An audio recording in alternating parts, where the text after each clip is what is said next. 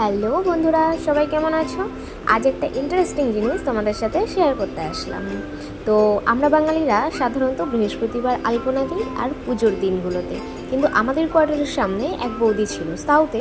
তাকে দেখতাম প্রতিদিন সকালে এমন রঙ্গোলিটাই বানাতো, আর প্রতিদিন আলাদা রকম ডিজাইন, বেশ সুন্দর সুন্দর। আমার তো ভীষণ ভালো লাগতো, আর আমি প্রতিদিন ফটো তুলে রাখতাম বা কোনো কোনো সময় তো ভিডিও করে রাখতাম।